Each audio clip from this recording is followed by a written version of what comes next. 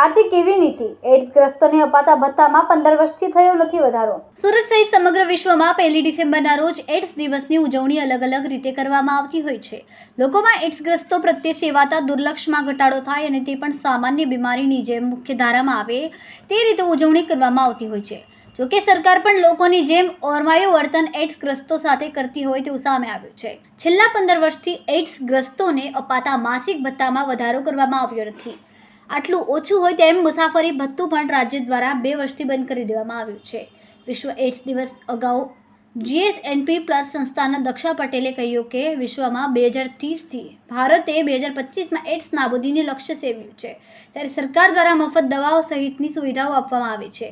ઘણા સરાહનીય પ્રયાસો કરવામાં આવી રહ્યા છે. સુવિધાઓ પણ દર્દીઓ માટે વધારવામાં આવી છે. પટેલ છે.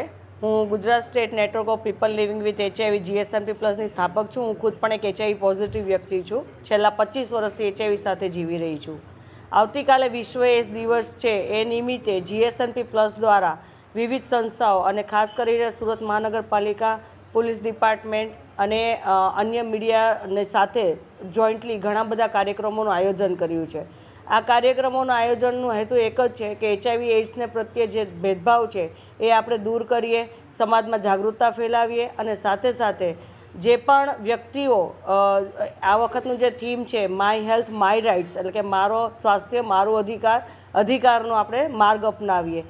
તો એ સંદર્ભે અમે આ બધા કાર્યક્રમોનું આયોજન કર્યું છે. જેમ સવારે રેલીનું આયોજન છે જે સુરત મહાનગરપાલિકા આયોજિત છે અને GSNP+ એની સાથે જોડાઈને કાર્યક્રમનું ભાગ બનશે.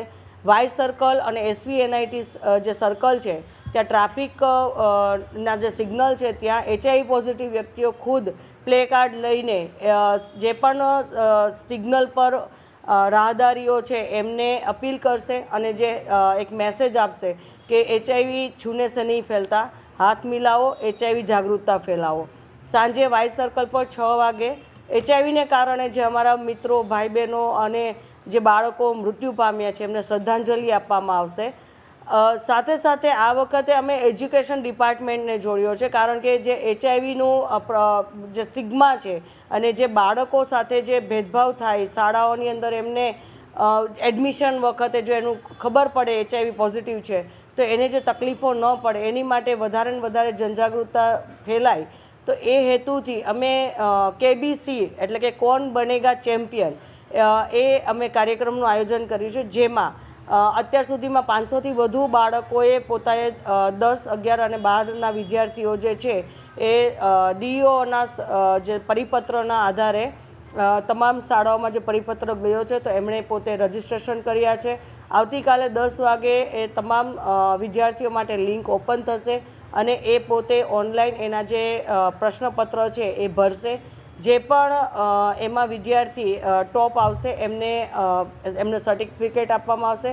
સાથે સાથે સૌથી વધારે રજિસ્ટ્રેશન થયેલી શાળાઓમાંથી આપણે GSNP+ દ્વારા એમને સન્માન અને સર્ટિફિકેટ પણ આપશું.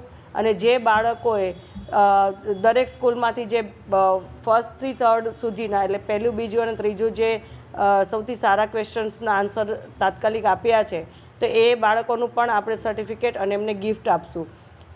એની સાથે આપણે સાઉથ વીર નર્મદ. હું doctor HK Sondarva, project in charge STD care project જે સુરત મહાનગરપાલિકામાં ચલાવવામાં આવે છે.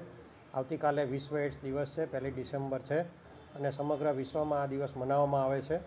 આ દિવસ મનાવવાનો હેતુ એ છે કે આપણે લોકોમાં વધુમાં વધુ જનજાગૃતિ HIV એડ્સની કરીએ. જે લોકો HIV એડ્સથી મૃત્યુ પામ્યા છે તેને આપણે શ્રદ્ધાંજલિ આપીએ અને સમાજમાં જે HIV એડ્સ લોકો પ્રત્યે જે ભેદભાવ છે એ ભેદભાવ દૂર થાય એ જાગૃતિ આપણે કેળવીએ. એ માટે આ દિવસ મનાવીએ છીએ. આ વર્ષે સુરત મહાનગરપાલિકા દ્વારા એક રેલીનું આયોજન કરવામાં આવ્યું છે.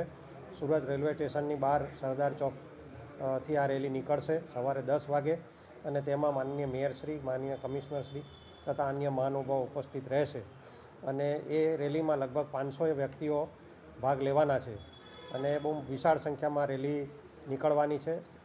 આ રેલીની સાથે અમને GSNP નો સાથ સહકાર છે. તેમના દ્વારા પણ નાસિક ઢોલ અને અન્ય વાજિત્રો સાથે એક જોરદાર કહેવાય એ રીતની રેલી નીકળશે.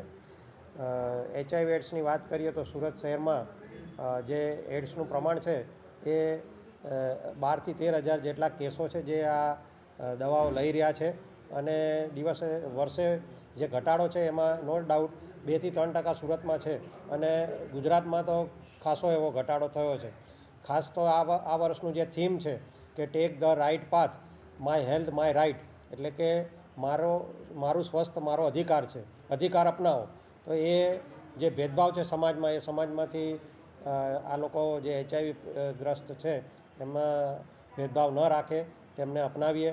શાળાઓમાં જે બાળકોને એડમિશન માટેની જે પ્રોબ્લેમ થાય છે એ દૂર થાય.